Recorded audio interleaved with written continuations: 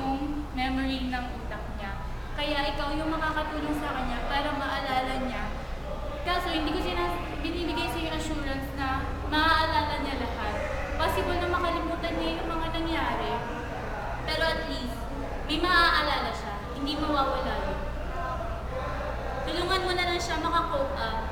Kasi alam ko na ikaw din daw yung last na tao na nakasama niya.